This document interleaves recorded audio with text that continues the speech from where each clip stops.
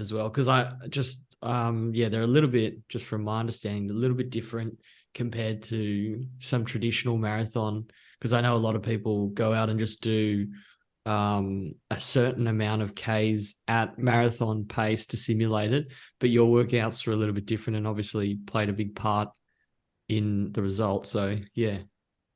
Yeah, that's right. So my coach's philosophy is that he essentially doesn't rate doing long runs where you're just running in blocks of marathon pace, Mm-hmm.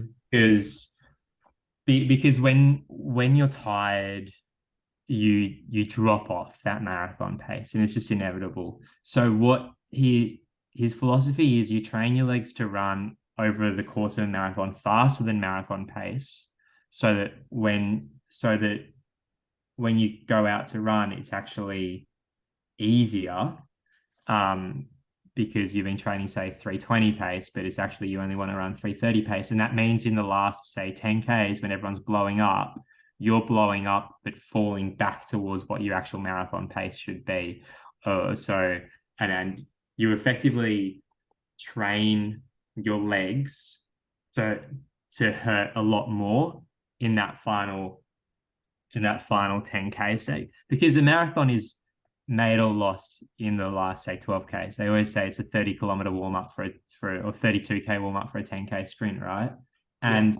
And it is, that's true, but no one trains like that. Whereas this training block was to train like that. So I do 20 kilometers of just warm up. Luckily, I had a good Delta squad to kind of latch onto, and many that were training with 20Ks, which was their marathon pace. That's easy. And the point of that is not to overly tire you, but it's just to get a bit of load and fatigue in the legs, so that you can then start kind of 15 to 18 kilometers of really high quality, hard work, um, and train your legs to be running very, very fast at, say, 30-kilometer, 35-kilometer, 36-kilometer, 37. Because otherwise, if you do it in blocks, the idea is that, yeah, you'll hold the marathon pace for kilometers 1 to 25, but you're just going to fall off at kilometer, say,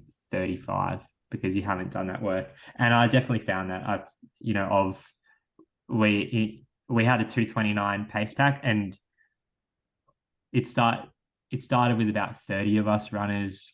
By when we went through halfway, we probably still had about 20. When we went through 32Ks ish, we were probably still about 12 to 15.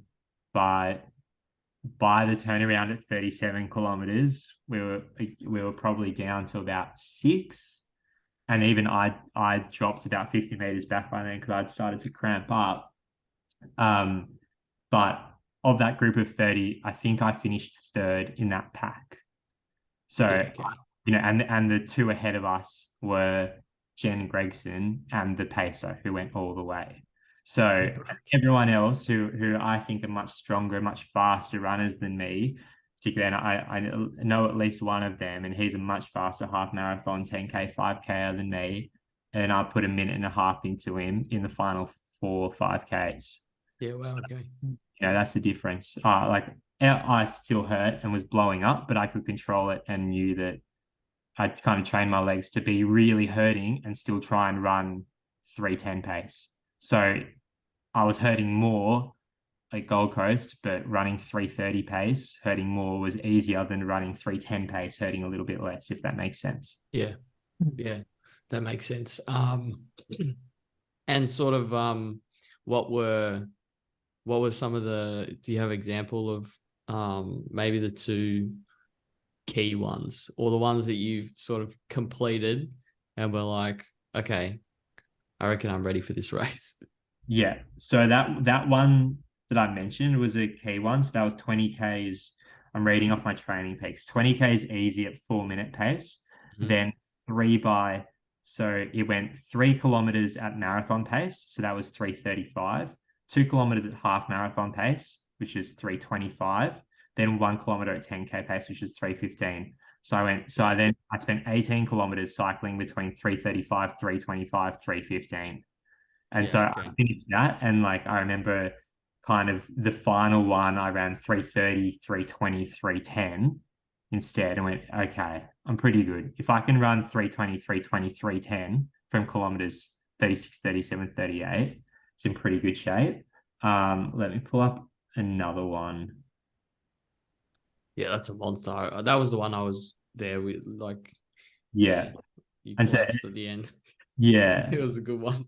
yeah, that was a tough one. Like, and then there were another one, for example, was again 20K is at 4 minute pace, and then 5 by 1,200 meters at half marathon pace at 3:25, and then 800 meters float at 4 minute Ks, and then 5 by 600 meters at 10K pace at 3:15, 400 meters easy at 4 minute pace. So that was actually a little bit easier, but still you end up doing kind of on, off, on, off, on, off at 10K pace for the final 5 kilometers.